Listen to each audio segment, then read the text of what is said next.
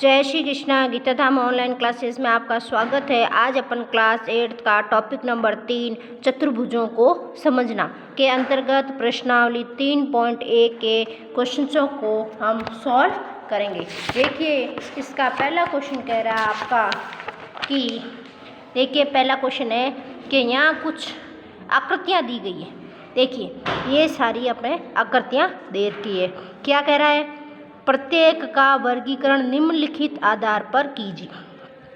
हमें ई तक भाग दे रखे हैं, इन सबको इनके अंतर्गत बांटना है। तो देखिए, सबसे पहला है साधारण वक्र।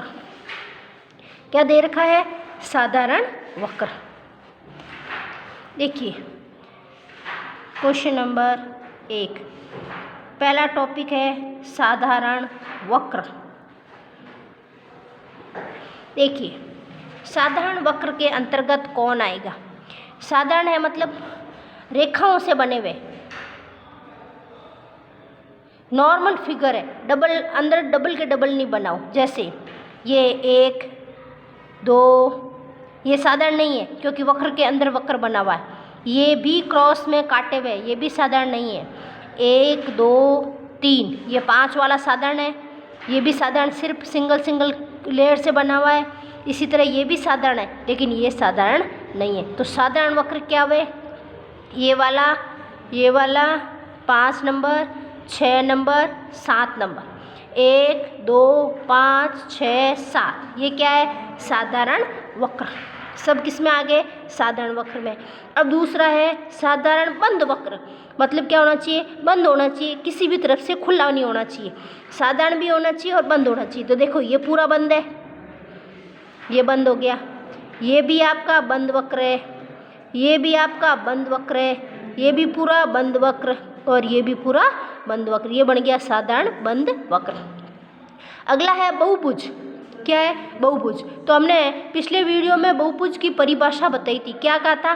रेखाखंडों द्वारा बनी आकृति। क्या कहा?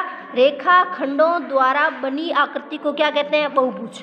रेखाखंडों द्वारा बनी आकृति को क्या कहते हैं? बहुभुज। अब देखिए, 1 रेखाखंड, 2 रेखाखंड, 3 4, ये एक बहुभुज है। 1 2 3 4, ये भी बहुभुज है।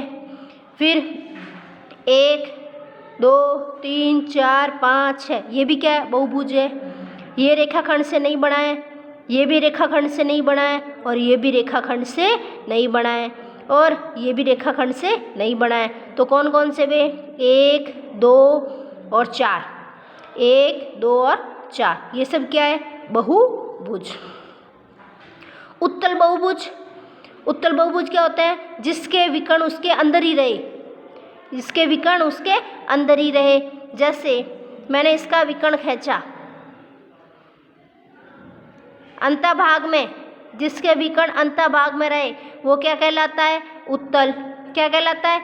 उत्तल। इसके भी खींचूं मैं विकर्ण, ये अंदर, इसका भी खींचूं, ये अंदर, तो ये और ये क्या है? उत्तल बहुभुज। उत्तल बहुभुज।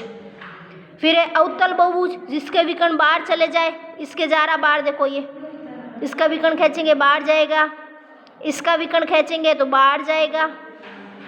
ये क्या है? अवतल बहुभुज। उत्तल बहुभुज क्या कहता है? जिसके विकर्ण अंदर रहे, अभ्यंतर में रहे। विकर्ण कहाँ रहे? अभ्यंतर में, वो क्या कहलाता है? उत्तल। अवतल क्या होता है? जिसका विकर्ण बाहर जाए, वो क्या कहलाता है? अवतल। अब देखिए, सेकंड नंबर, निम्नलिखित प्रत्येक के कितने विकर्ण है? निम्नलिखित के प्रत्येक के कितने विकर्ण है? देखिए, इसका पहला है एक उत्तल चतुर्भुज। क्या कह रहा है? क्वेश्चन नंबर 2, विकर्ण ज्ञात करने हैं हमें। विकर्ण पहले क्या पूछ रहा है? एक उत्तल बहुभुज का, एक उत्तल बहुभुज, एक उत्तल बहुभुज नहीं, चतुर्भुज, सॉरी, चतुर्भुज। तो देखो, 4 भुजाओं से घिरी हुई बंद आकृति क्या कहला? चतुर्भुज। अब चतुर्भुज में हमें कितने चाहिए? विकर्ण। तो देखिए, ये विकर्ण और ये विकर्ण, तो चतुर्भुज में कितने विकर्ण हुए? 2 विकर्ण। कितने हुए? 2 विकर्ण। अगला कह रहा है एक समषड्भुज, एक समषड्भुज। दूसरा है समषड्भुज, समषड्भुज यानी कितनी भुजाएं हैं? 6 भुजाएं। तो देखिए 1 2 3 4 5 6। अब हमें विकर्ण चाहिए तो समषड्भुज में देखो 1 2 3 4 5 5 और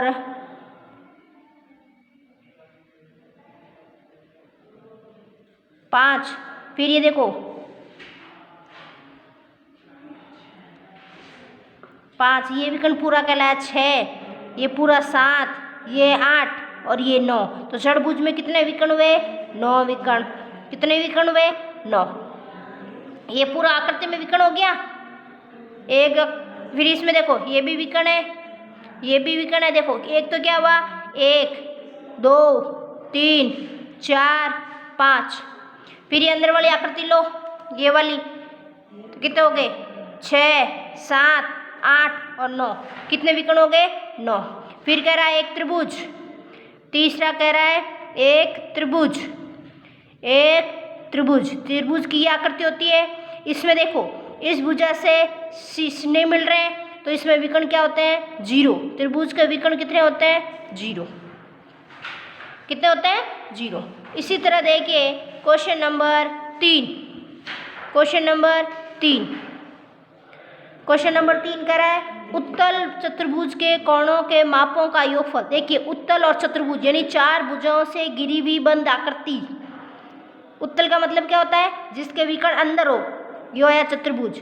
चतुर्भुज के चारों कोणों का योग, चतुर्भुज के चारों कोणों का योग, चारों कोणों का योग कितना होता है? 360 डिग्री। कितना होता है? 360 डिग्री। यदि चतुर्भुज उत्तल ना हो तो क्या यह गुण लागू होगा? बिल्कुल होगा। उत्तल होने की भी जरूरत नहीं है, अगर 4 भुजाएं हैं तो भी ये गुण लागू होगा। हाँ, उसका उत्तर क्या होगा? हाँ। और योग होगा और उनका योग भी कितना रहेगा? 360। अगर चतुर्भुज है चाहे वो उत्तल हो या ना हो, उनके कोणों का योग हमेशा 360 ही रहेगा। क्वेश्चन नंबर 4, क्वेश्चन नंबर 4 क्या कह रहा है?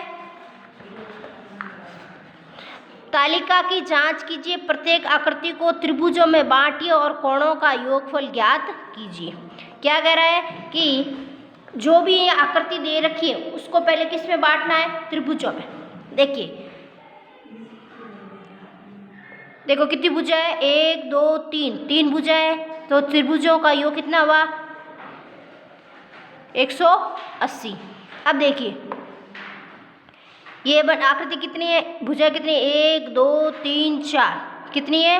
1 2 3 4, 4 भुजाएं हैं, 4 भुजाएं। अब इसको किस में बांटना है? त्रिभुजों में बांटना। तो मैंने ये सामने शीट से इस सामने से विकर्ण खींच दिया तो कितने त्रिभुज बन गए? 1 और 1 कितने बन गए? 2।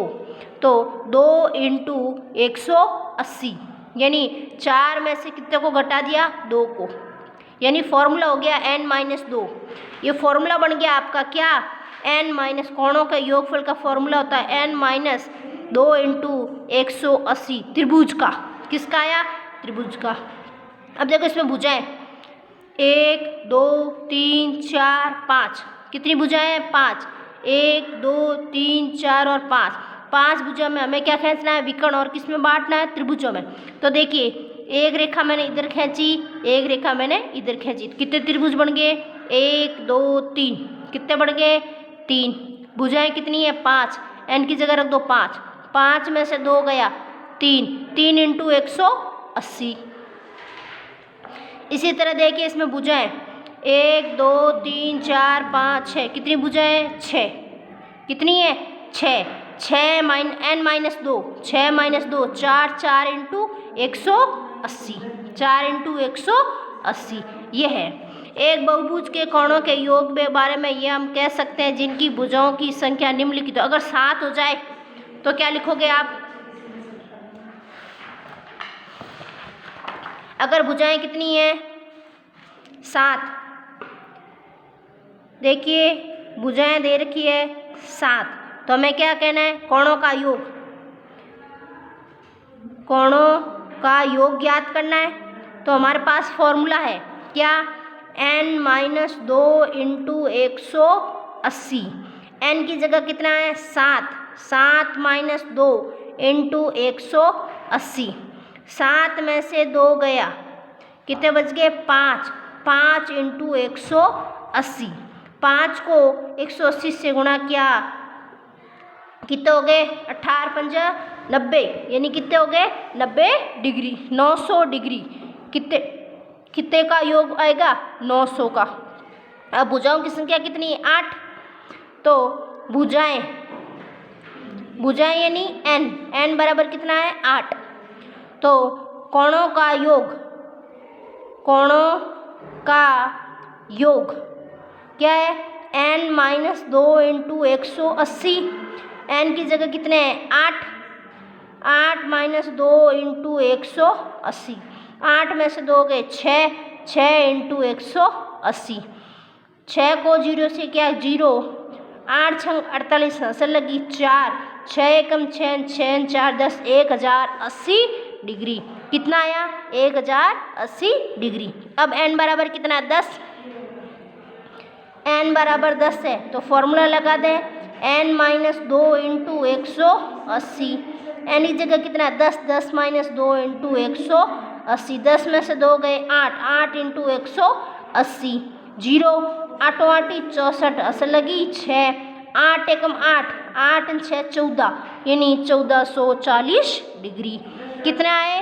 1440 डिग्री। इसी तरह हम n के लिए भी कर सकते हैं।